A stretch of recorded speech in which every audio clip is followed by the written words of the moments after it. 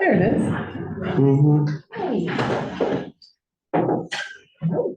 Okay, so we're online. Do you want to pull up the chat? Working on The it. guy that came in the middle of the service? Oh, interesting. Yeah, Maggie. Nancy was going, did you see who he was?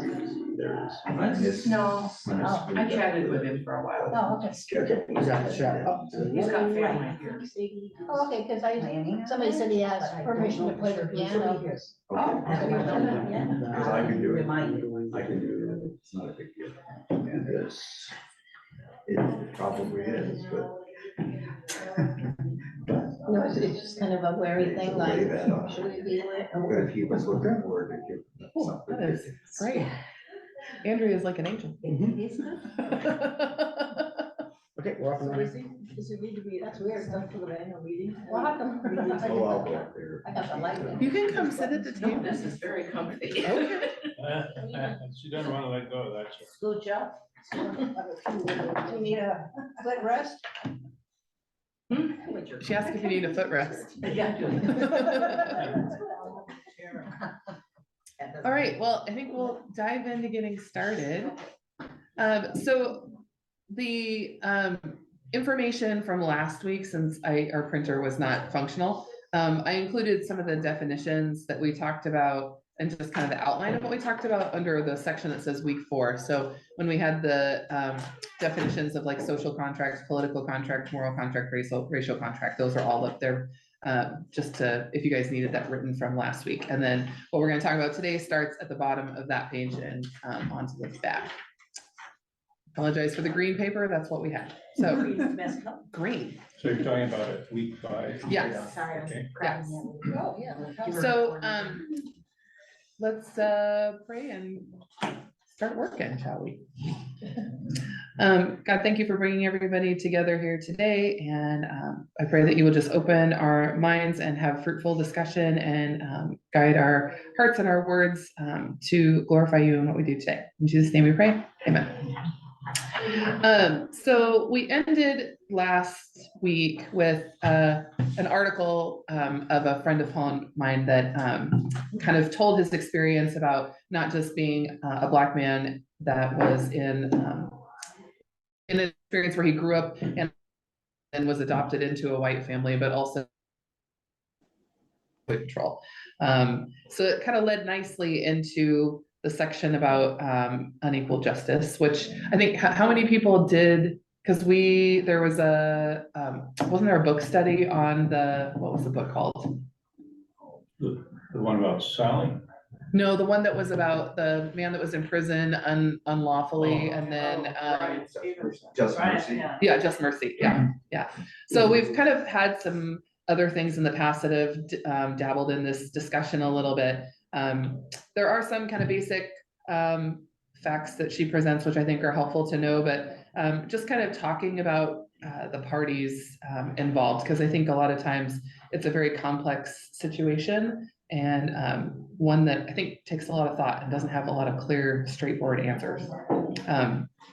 So I think the first thing to maybe think about is, and maybe you've heard stories about this, thinking about how parents and children, because parents are often communicating with their children, how to navigate the world and things, and how does that differ in white families versus families of color when it comes to interacting with law enforcement? Have you guys heard any stories or read any experiences from people? I've heard interviews with Black mothers talking about what they have to teach their children that's different than, I mean, it just doesn't even come up in white families about how to react to or how to interact with police officers. It hurt to hear them say those things. It was terrible. Do you all remember your first interaction with a police officer? Just talk about like what was an example, like what did that look like? I had just gotten a new car, or like used car, whatever, and I was literally driving over to the DMV to get new tags.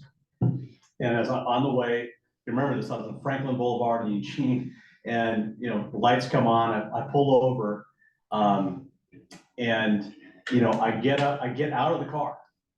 Cause I figured that's probably what it was, like, you know, cause I had that in my mind, that's exactly what, so I get out of the car like, hey, you know, you don't have to give me a ticket or anything like that, you know, and stuff, and, you know, talk to the police officer, he just, you know, explained to him what I was doing, he's like, oh, okay, and then, you know, I kind of went on my way. I look back on that, now granted, I mean, that was you know, back in the 80s, but I look back on that, and it's like, You don't do you that. never wanna do that, you know, today, although I think, you know, as a white person, I probably stand a better chance, as a white older guy and everything, probably stand a better chance of, you know, Depending on how they're dressed. not getting shot or something like that, but even then, I mean, we learn, there's certain things we learn. And I also sort of trust that if I do certain things, that I'm gonna be safe, and I also understand that some of the assumptions that I make as to what would be safe now, keeping my hands on the steering wheel or something like that, you know, there are different outcomes for people of color than. I was told to get back in the car one time, and I was an adult teaching school. Because I didn't know that I shouldn't get out of the car. I never had anybody, and I went to get out of the car and he was coming up next to me and, please get back in your car. Okay, that scared me. I mean, and that was nothing. I can't imagine what it would be like to, you know, put your hands on the car or get yelled at, or, I mean, yeah. Terrible. I think and I don't know if you guys have heard kind of a similar phrase to what I've listed here as the next thing. A lot of people talk about, well, if people just followed the law or did what they were supposed to do, then things wouldn't happen to them.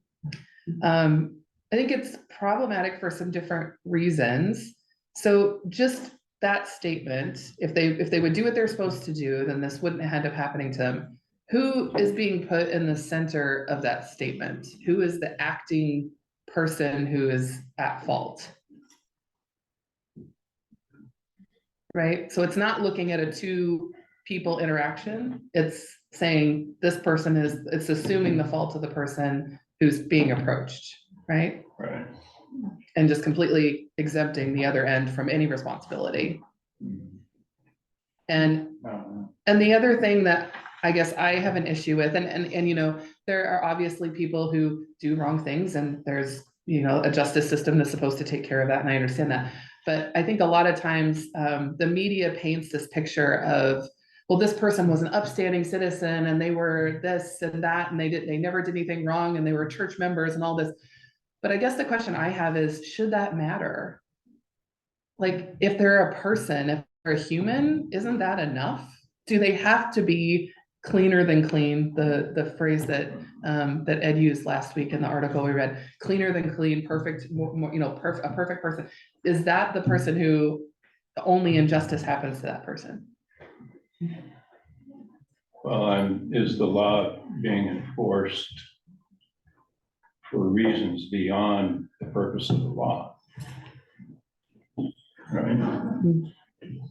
And we'll get to that a little bit later when we start talking about the prison system. Okay. Yeah. So going back to our discussion last week about the social contract, the police and the public fall underneath that, right? So what is the understanding between the public and the police force, and that each side has made an agreement amongst, in theory, right? If we're taking away all prejudice and things don't go right and all that, what is the understanding between those two parties? Somebody want to shoot? I think we're all distracted by the noise. Sorry. Rearranging. Yep.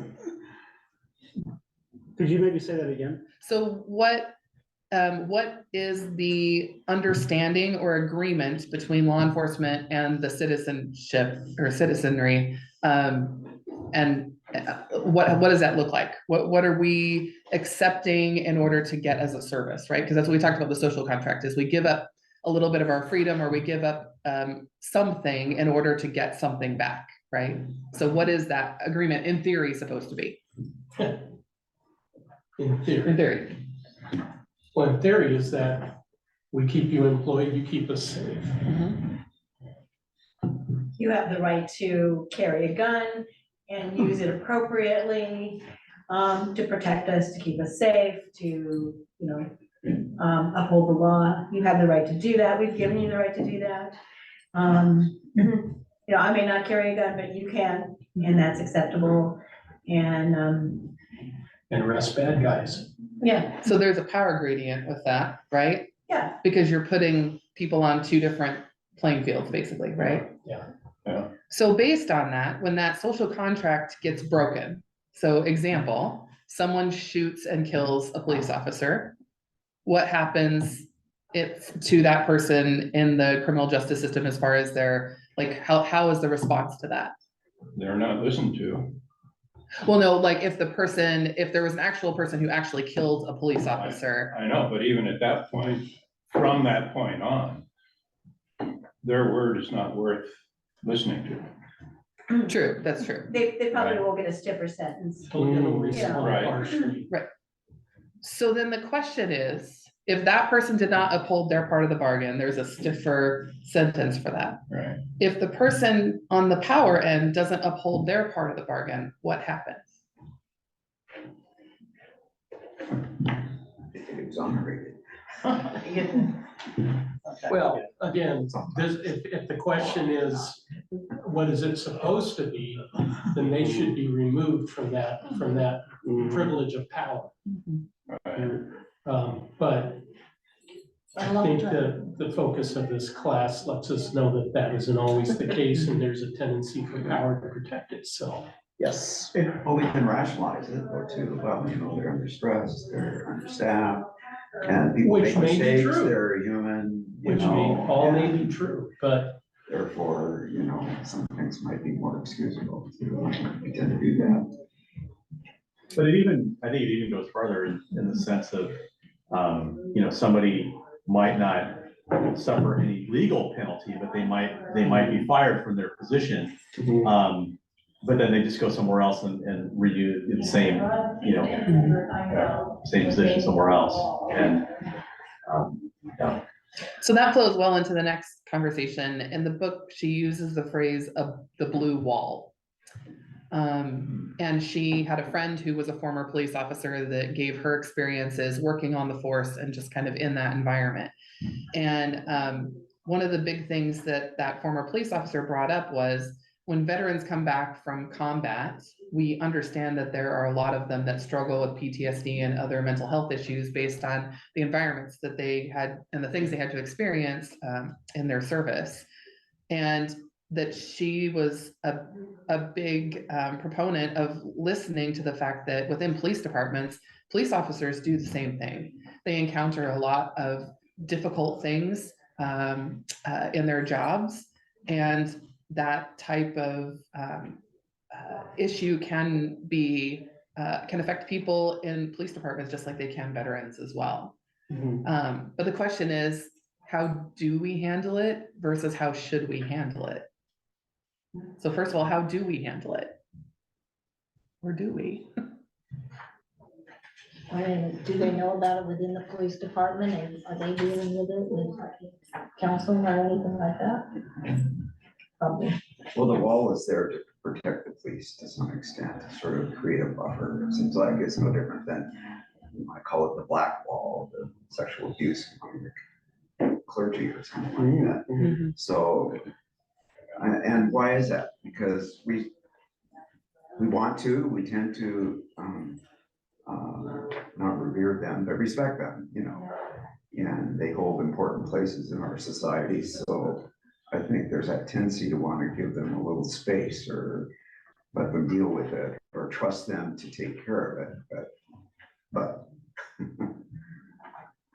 and I think it's because they're in a position, that differential position that you mentioned, whether it's clergy or whether it's police, and for some reason, we let them off. I'm not sure why that is. One of my best friends used to go to this church. She lives in Seattle now. Is married to a highway patrol, Michelle Aarons, and her husband is Ken Aarons. And so because I was close with her, I was close with him, and I still am. And I get his point of view, and it's not, you know, I do think PTSD is in the police and the highway patrol. And maybe a little bit more now, but it's not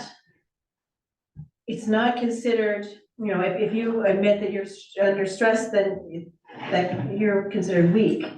You know, you're, instead of saying, you know, oh, yes, we should help you and so you can work through this, maybe you should get fired. If this job is too much for you, then you should just quit, you know, or, I mean, and so I think that this man that I know is a very strong Christian and a lovely man, very sensitive, and struggles sometimes with PTSD because of all that, and his families too. I mean, every time there was a shootout, his wife was like, nervous wreck, is Ken involved in that, you know? And so, it's not an easy answer. You know, I do think that this man, and in fact, my daughter, who's sometimes prejudiced against police, oh, policemen are all horrible, they treat people terrible, because she hears all this news thing. And I go, well, what about Ken Aarons? He's the only one that isn't that way, you know, because she knows him and likes him. And, you know, it's like, well, okay, there may be a few good ones out there, you know, and, so it's just, I think it's not an easy thing, you know, yes, but policemen, there are some really good policemen out there that are trying their best, but they're not recognized that if they have PTSD, you know. I think part of what we're talking about is organizational culture. And you just, I think, hit on something that plays directly into it. It's that perception of us against them. And when a society pushes back, hey, wait a minute, this social contract we have with you is being broken. Keep in mind, one of the most unacceptable things, I think, for everyone is for that whole contract to fall apart. Because then what do you have? You don't have protection. Then you kind of have collapse of society as one of the consequences. So there has to be a protection of the contract to some degree. And the culture itself is going to protect itself from what they perceive to be attack. Now, in that, you're going to have, I've known a lot of police officers who are amazing people. In fact, I work with some of them, and they are amazing people. And I think that in most cases, they would probably root out. In fact, talking to the sheriff, you know, some of the things that have gone on and been on the kind of on the radar in recent years said, you know, that isn't police work. That's, you know, that's bad apple. So they would be more inclined to, for the sake of the social contract, get rid of the bad apples. But then you've got situations where it can be pervasive enough, coupled with an us against them attitude in the culture, and you're gonna have a high degree of protectionism. And the police unions are very powerful. Yes, they are. And I definitely think there's a piece of that, and I think back to what Pam said too. I mean, all of you guys who have worked in some, you know, profession in your life, did you glean some sort of identity from what you did for a living? Right? It's who you are.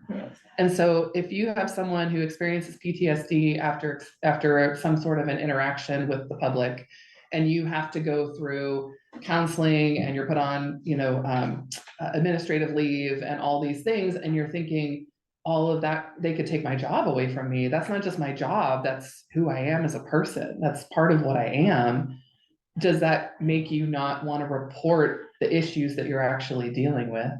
And especially if the culture is a bit more of a machismo. I mean, I would think, you know, within sports, it's kind of the same thing. How many athletes run around injured and don't get things taken care of because they don't want to miss playing time, and it's not cool to, you know, limp around and whatever, right?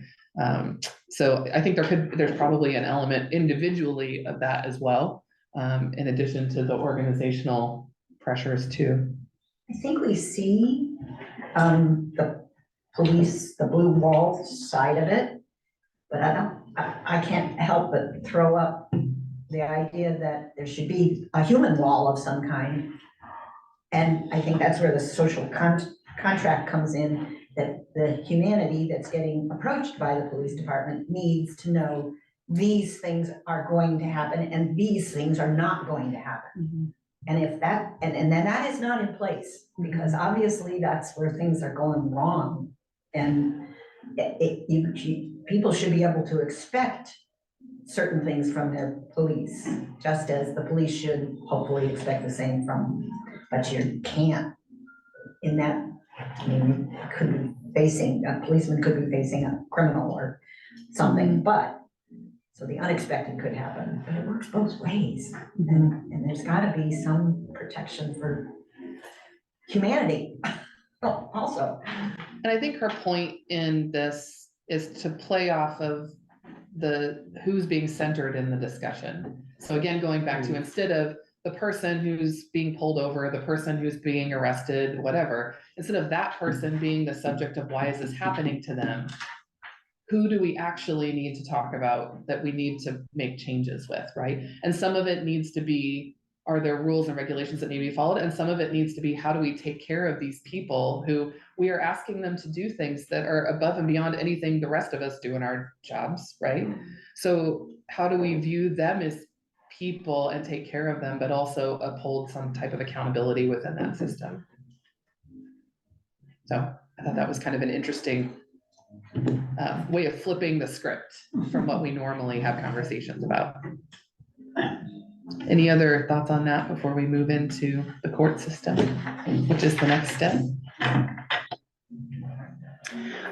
So she kind of just offered some facts that I thought were helpful when talking about how people of color end up interacting with the court system at higher rates than people who are white. And she listed 3 different categories. So the first was policies and practices that increase disparity, brought up the war on drugs when that became an issue where we were pushing a lot of arrests and imprisonments for drug possession, not just selling drugs, but drug possession as well. And her statistic that she had quoted was that Black people were 4 times more likely to be arrested for drug offenses than whites, even though both the use in both communities is equal. Also, she brought up the stop and frisk policies, which ended up causing detaining Black people at higher rates than white people. And then you get the issue with some of these more kind of ticky-tack things, right? You get arrested because you had marijuana or whatever. You've got one check mark on your list, and then if you get arrested with it again, now you're a repeat offender, right? It's not like you burned down 2 different buildings or murdered someone, but you had drugs in your car or whatever, right? And then all of a sudden you're in this system where, do you guys remember the 3 strikes you're out? Yeah. There was a big thing about that, right? And so you get people that get into this system for things that aren't what we would consider maybe major, right? And I think it's a culture we're evolving on that, what we consider major, because in the 90s, probably having, you know, drugs in your car was a major thing. And now we're kind of like, is it really? Yeah. Yeah, as long as the container is still sealed, you're okay, Yeah. probably. Yeah. What's POC? People of color. I have to turn off my healthcare brain because it's plan of care in healthcare. The other thing that they talked about was just implicit bias, which is just the perception by some people that people of color are more threatening, which would make people in the police force react to a person and maybe assume the worst of a person. That's how they end up getting charged with things more often.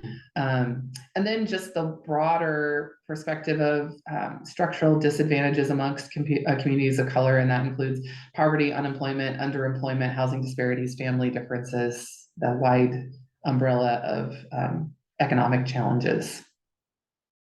I think there's also an element of provocation by officers that is not equally displayed among the society. And to me, the purpose is to test rather than to simply observe a person under normal circumstances. And so I think sometimes that puts somebody at a disadvantage. Like, have any of you ever had an interaction with a police officer where they were looking for something to charge you with? A lot of blank stares. So when I was in college, I liked to go for long drives and listen to, heavy metal in the car just to kind of blow off steam. And I got pulled over by the sheriff in Lawrence. And he was out hunting for something, like he was actively looking for something to charge me on. And he rolled up the window. I wasn't speeding. He just pulled me over because he had a quota, I guess. I was gonna say. And he went after me in that car. He was just like, that was maybe the most negative interaction I've ever had with a police officer. And I've had lots of interactions because they get pulled over pretty regularly for speeding. And usually get off. Haven't like for years. I'm actually much slower than I used to be when it comes to driving. But this dude, he was on a mission. So he kept asking questions about, what's that in that over there? What do you have in that bottle right there? Is that alcohol? And it's like, no, sir, it's pink lemonade. Would you like some? And he's like, no, what's over there? And like when I was opening my glove box to get out the insurance, I had a tool there that's an emergency tool that you can use to like shatter a window and cut a seatbelt to get out of the car. He's like, what is that? Is that a weapon? I'm like, dude, calm down. Like I didn't say that, but to that point, teens, especially young Black teens, are now recording themselves whenever officers come up to talk to them. And there was a clip of something that I saw recently posted on Instagram or TikTok, where two officers came up to this group of young Black men who were standing outside of Taco Bell, and they kept trying to interact with them and shout at them and jostle them and get them to say something, anything to interact with the police officers so they would have an excuse to detain and charge them. You could tell they were really aggressively trying to rattle the cages. I love the way that the teens handle it though, because they pretended the police officers were not there. And they just talked about what they wanted to order from Taco Bell. And they just had a conversation about like, do I want sour cream on my taco? Do I not want sour cream? And they just completely ignored them. But it will result in the officers getting more aggressive, but the officers knew legally they had no reason to actually interact with them. The teens had every right to not talk to them based off of their Miranda rights. Yeah. So by ignoring them, they were just trying to become more obnoxious, just to start the interaction so they had an excuse to do something. So that's good parental teaching. I was gonna say the same thing. That's Somebody wonderful. Some somebody mom or took dad took some time to sit there and talk with those kids and said, listen, if this happens, and my dad taught me this too, because my dad, he was at the Chicago Democratic Convention in the 60s. And when he had a lot of really bad interactions with police. So when I was young, he taught me rule number one, when you are interacting with a cop, they are not your friends and they are not there to help you. They will look for any reason they can to exert their power over you because that is what they are trained to do. So I had a lot of that thinking growing up as well. And so when I started like interacting with more members of the Black community and listening to some of their stories, it made a lot of sense to me. Just on the basis that like for them, it's even worse, like because most of my interactions have been positive because I'm a white male. I think that's why I keep getting off the speeding tickets. I've only ever had one and I've been pulled over 14 times. 14, I kept track. And I think the reason I don't get a ticket is because I'm a white dude. I really think that's it. That is the only reason. I'm an old lady dude and I got ticketed. I know. Right. So anyway, but so I've had those experiences where they've been cranky. But again, but if you haven't, again, you can thank your white privilege for that. When my wife and I were before we were married, Mhm. this is 1970. She was going to school at WSU. Mhm. And I was finishing up at Green River Community College over in Auburn. And I was working at a nursing home. And we had just had that summer, while she was home, we had discussed our engagement and so forth. And so shortly after school started, I was supposed to go over and pick up our rings that we had selected over in Spokane the weekend before. Well, my boss didn't let me off work on time. And so here I am going 100 and some odd miles an hour across the bridge of Columbia River, up through George.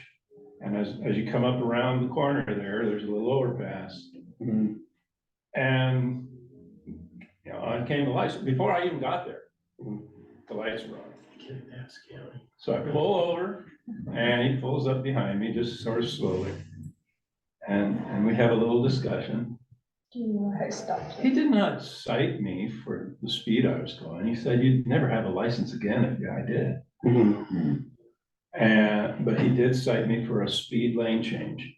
And he used the speed that I was at the time I was making my lane change, because I was going down the center lane at the time. And so another example of white privilege, you know, there's no way he would have done that for anybody else.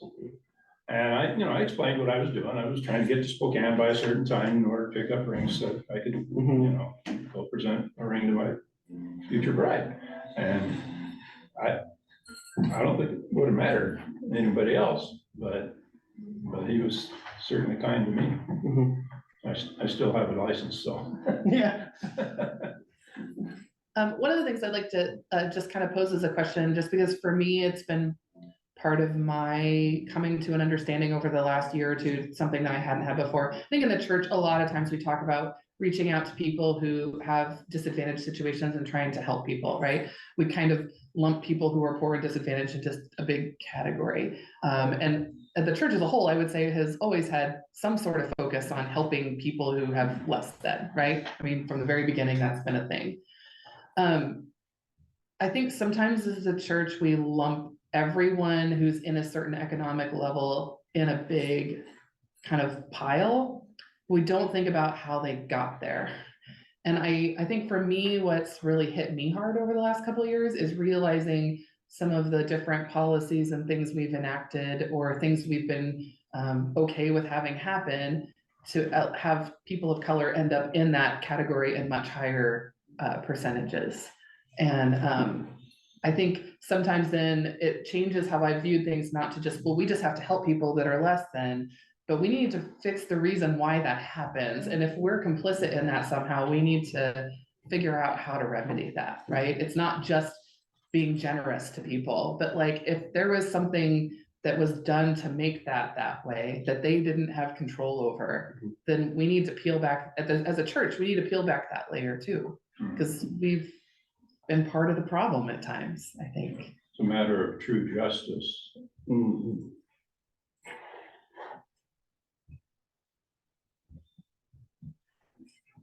Any other thoughts before we move on to the final section of the criminal justice system? So this is one that when we were looking through it, and I want to do a deeper dive now that I've dipped my toe in this, because I want to be more informed about things. We've all heard of the for-profit prison system, that certain states have converted their prisons to profit-based businesses, basically. So being how corporate America runs, you can imagine that having higher arrest rates is good for business because you get more people in prison, which takes more money from the tax system, right? So I thought that was something that hadn't hit me before, but So would reduction of costs. yeah, exactly. And then we'd always, like when you watch movies and TV shows and stuff, you'd always see how like within prison systems, people had different jobs and, people worked in the kitchen and people did laundry and that, but I didn't realize that we were still doing forced labor, but apparently we are. Yeah. So it's very similar to after slavery ended and they, would go out and arrest Black men for walking on the side of the road or whatever. And then they would basically turn them into people who dug ditches or whatever the state needed things done.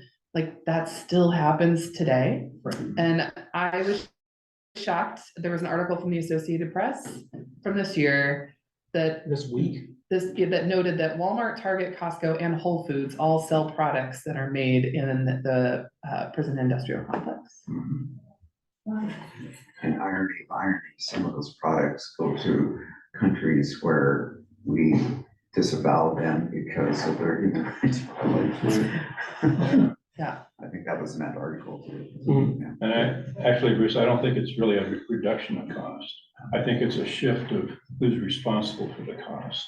Because when it comes to making a phone call from prison, Mhm. that whole thing is now under a communications company that the prisoner now has to pay for the calls. And it's indirect because the prisoner makes the call from prison, has no way of paying for it. So it's put on to whoever he's calling to pay for the call. And it's very closely monitored by time, amount of time. The first minute or two is X number of dollars. And then after that, it's a certain rate after that. And it's very expensive. I mean, if any of us had phone services that were that expensive, we would never continue with them. But that's, Right. so it's not, the costs haven't gone down. The costs have been shifted to the people that are involved. My point was that there's a profit. Yeah, And yeah, a no, I profit can understand. be achieved in many ways, including switching where the burden of cost goes to, Right, but also a reduction of operational costs, which means, hey, they're prisoners, we don't have to treat them quite as well. Let's do the minimum required by law, right. and let's see if we can cut corners even there, Mhm. because that serves the bottom line. Right. The motive is there Right. in a for-profit environment. Mm. Yeah, even more so than it was before, which, I mean, there were, when they did the whole,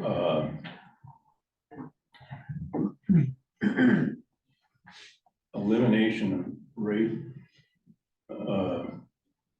prison rape, the PREA, Prison Rape Elimination Act, back in, it was just after 2000 sometime, that's when it was enacted. They had to go through the prisons and remodel all the restrooms. They had to have officers in places that they didn't have before. They, there were a lot of expenses wrapped around this PREA Act. And I think that this whole thing is a response to that in large part because of how much it influenced how prisons had to operate. And so I'm familiar with it because I was involved in that as a volunteer. We had to be also informed of that and pass an exam and everything in order to know what we're doing when we're inside. But that PREA Act, I think was a good act. It protected inmates. It protected volunteers. It even protected officers and other contractors. There's people that go, all sorts of people going in and out of a prison. And when they do, there are risks that you take if you're not familiar with prison life. So I think that PREA Act did a lot to help protect people.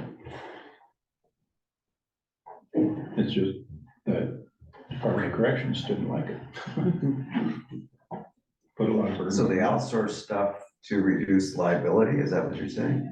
Because of this act? Or No, it opened the door for reporting. It,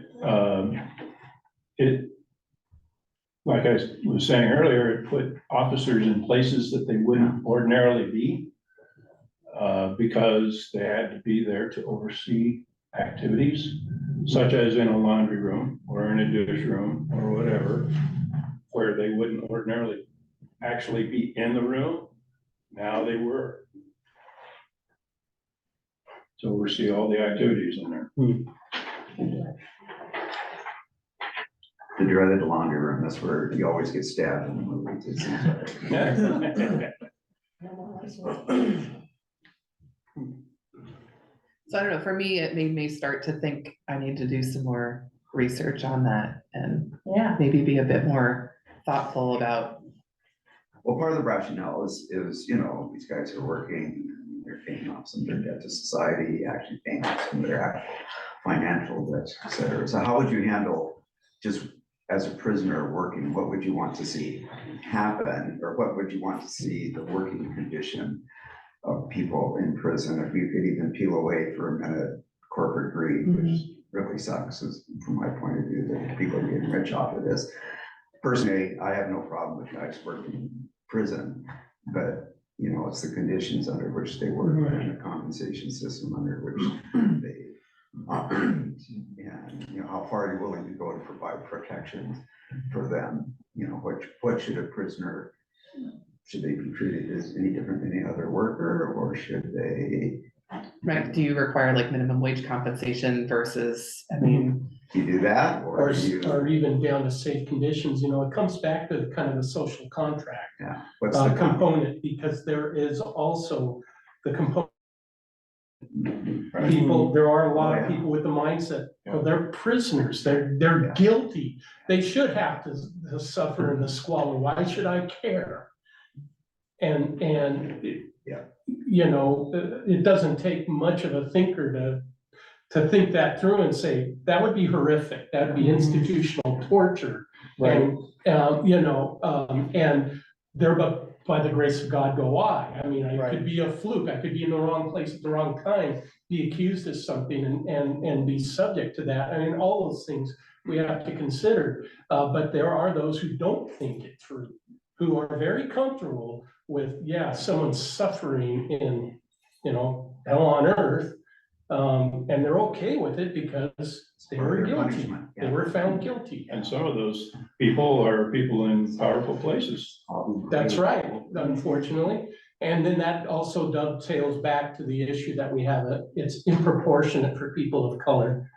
Right. It is, and as white people, we have something of a free pass. Yep. and as people of faith that like to tout forgiveness. Yeah. I have an issue, I just have an issue with, but I think it's like what you said, if you look at it like a black and white issue, like they're in jail because they did something, it's easier to rationalize what happens to them. If you start peeling some of this back and understand that sometimes the system doesn't work perfectly and people end up where they shouldn't end up, then you're not allowing, I mean, really, it shouldn't matter even who you allow a pathway to forgiveness for, right? So it's just, it's funny to me that we as Christians like to put a lot of slogans on things and be really hard-handed about hammering certain things home, but like the hypocrisy about this piece is just really stark.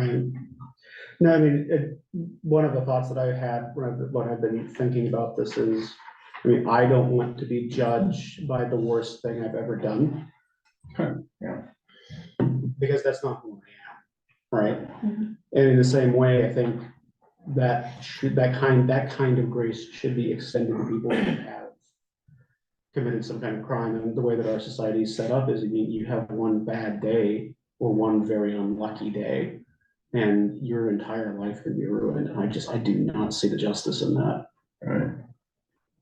There was just an article in the paper this week about the Tacoma Immigration Center for profit.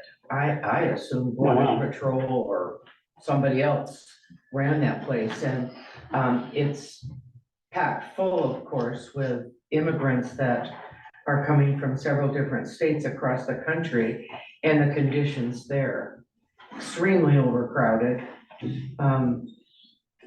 But I just didn't realize it was for profit. That was a real surprise. Gosh, basically it's a labor camp. That's what we're doing. We're running labor camps. Yeah, exactly. And that's just vile. It's a lot to think about. I do want to touch on a little bit on the next topic that they bring up in the book, The majority of what she encountered or recounted was a big story with an interaction between her and someone who was a person of color, where her feeling about the interaction and their feeling about the interaction was not the same, and how she ended up coming to a place of reconciling. And I didn't know if it was really that beneficial for us to talk about, but because I don't know, it just was a lot of space on paper. But what I felt like was helpful, and I think sometimes too, because these topics are extremely important, but as Christians, we always want to know, like, how does it relate to our faith too, not just as a societal or political discussion. So one of the things she does bring up is the Christian doctrine of dominion. This is based on Genesis 1:26. And basically it was the statement that God gave dominion over the earth to humankind. So in that statement, how does that place us as people in the context of the things around us?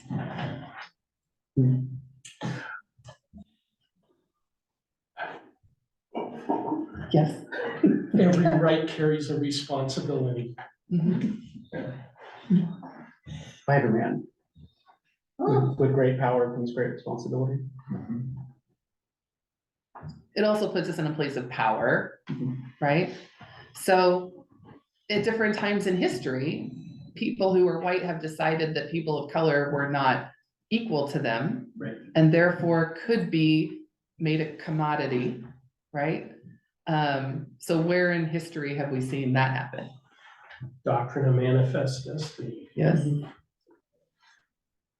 Slavery. I mean, all of the things, right? Jim Crow, redlining. Treatment of Native Americans, Yes. eradication of the law. For-profit prison system. Yes, all of those things. Okay, great. So one of the things she brought up was talking about how products, beliefs, and culture of people of color, how are they consumed in white society? How do we view things that are either a part of or important to those communities, and how they become part of our culture? So, you know, part of it was talking about fashion styles and hairstyles and music, and for products, things that are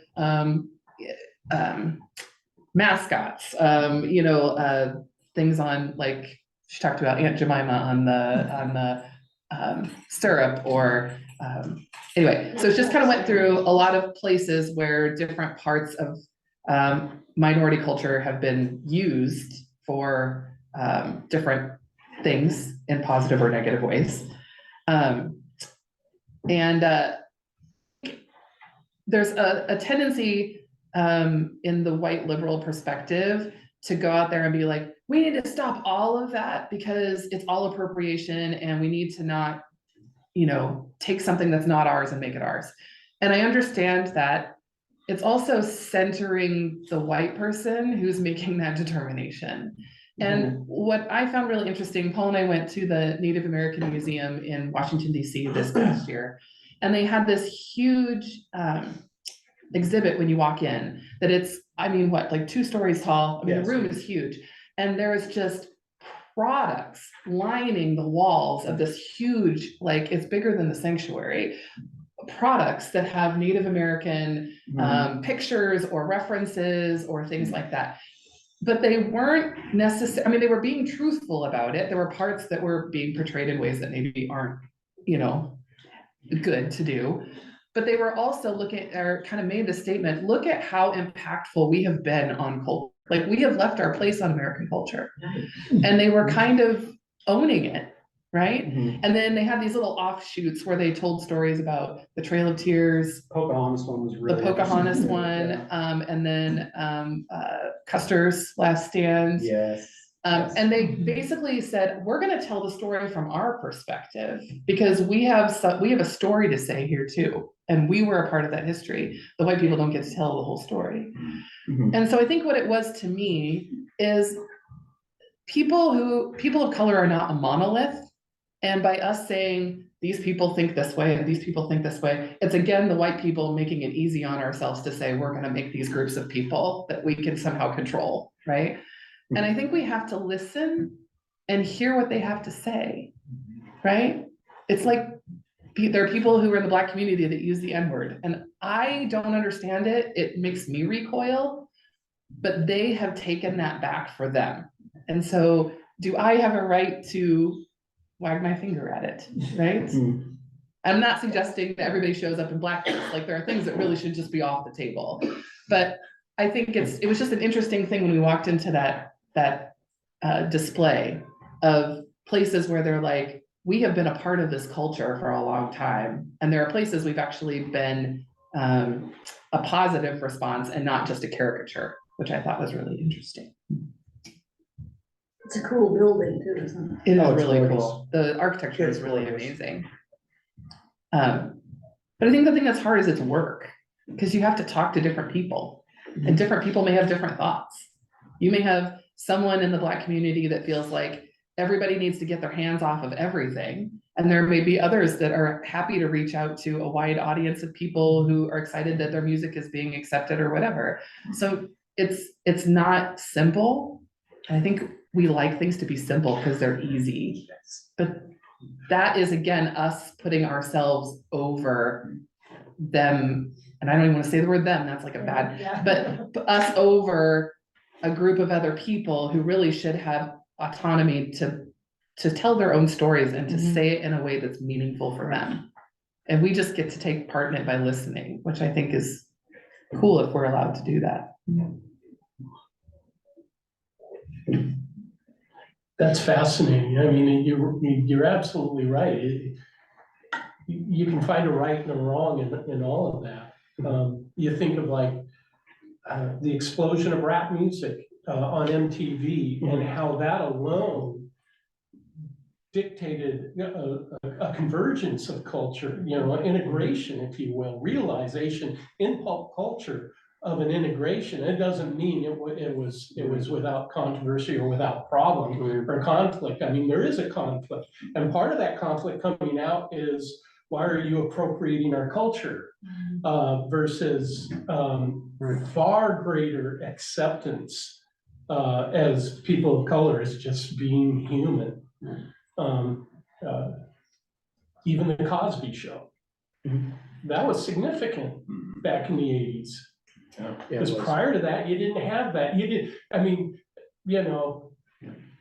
Let me say this, forgive me for saying it, but the absurdity of a Black doctor on a sitcom. At the time, it was an absurd concept, but it was the Huxtables. Everybody grooved with it. So it started to soften the divide that we had. And that's why visibility and representation is so important. I mean, because Sarah and I, we were young when the R&B explosion really, really hit the late 80s, early 90s. And that had a lot to do with Michael Jackson.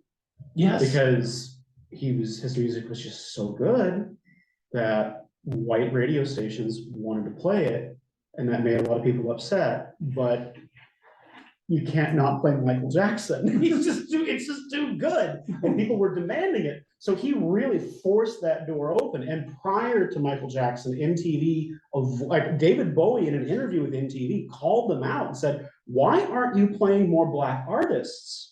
And he did not get it. I mean, you can look up the clip. He got a horrible answer back. And you can just sort of see like the British condescension in his face when he's listening to this dude talk about why there's like justified reasons, because it scares our audience. Michael Jackson just took that entire thing and just took the door off of its hinges and changed it. But then you had all these conversations about, what about white rap artists and where did they fit into things? And that created a lot of controversy. Like, it was Vanilla Ice originally, and then you had Eminem, and then Macklemore more recently. And every time there's a white rap artist, there's that conversation about appropriation with lots of different points of view on different sides. And it's an important conversation to have, but it's because when Black art is made visible and present, people find out that it's awesome, and it has a huge amount of influence on the way that our culture develops. And I think that that's a good thing when you center something and you make it visible and let the community speak for itself. Dave Chappelle gets up and says it's a sign of the end times. The best rapper is white and the best golf player is Black. to be fair, Dave Chappelle said some very problematic things about trans people recently, very problematic, but But a good Yeah. reflection of a cultural message. yeah, I mean, yeah, some of his earlier stuff, he did a lot of had a lot of conversations about exactly that kind of stuff, so. And there's actually a really, I know I alluded to it last week, but there's a series on Hulu called The 1619 Project, and they have one episode on music.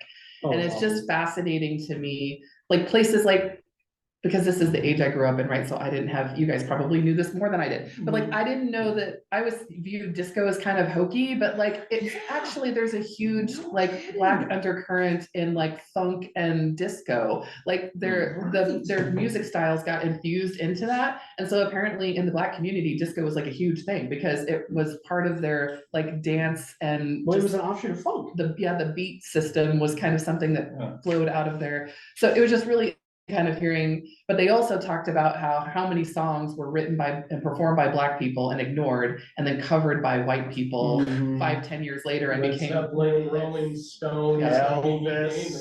Yes, yes. In So- particular, yeah. I don't take that personally. No, I'm looking at the internet like Elvis. The ghost of Elvis, I'm accusing him directly of appropriation. So. any other thoughts about anything? Yes, yeah. yes, Brenda, go ahead. So I wanted to go back to I have a cold, so my throat's kind of scratchy. I wanted to go back to the Smithsonian. Is that where you went, Sarah? The Smithsonian Yes. Institute? So my mom and I went back to the Smithsonian Institute in the 70s, and all of the Native American artifacts were upstairs, and my mom, who she was at that time, we were able to get access to the artifacts. And so when they opened the Smithsonian and the Native American portion of it, I don't remember, was it 2000 something? My mom went back there again, but the baskets that we saw were like the 13 flag. A weaver wove the 13 star flag of the United States. And that was just, I was in awe of seeing all that. But I know that all of the stuff, a lot of the stuff is back there because they sent somebody, excuse me, around the United States to purchase various regalia or whatever. And that's how they gathered it. But I'm so glad that they have it, on display now and showing people. But I think that we need it, we have the Macaw Museum and maybe a few other museums, but I don't know if they have any Black history museums, in the United States anywhere that, would help bring out the culture and let other people see what we are and what we have and what we carry on, I guess. Thank you for sharing that, Brenda. They do, we also went to the African American Museum, which honestly, I feel like every American needs to spend time. We didn't even get to see the rest of it. We just went through the basement, which is like the history from the slave trade to today. Yeah. It then took the us over 6 hours. It Yeah. was really in depth, but it's And the amazing. Afrofuturism Oh, exhibit, yeah. which was awesome. Yeah, that was pretty amazing. It was really cool. But yeah, they have that.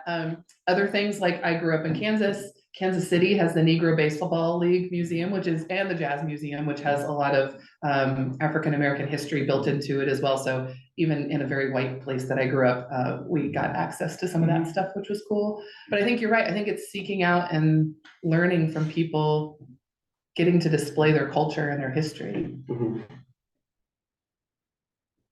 Thank you all for discussing. Thank you. So how about you, Pritt? Because I have things. Okay. Lord, as we continue to explore these spaces and understand our place in society, I pray that you will help us to learn to keep our mouths shut and our ears open. Thank you for the gift of listening. In Jesus' name, amen. Amen. And then Stan Thank you. takes the last week next week. It's the last discussion next week.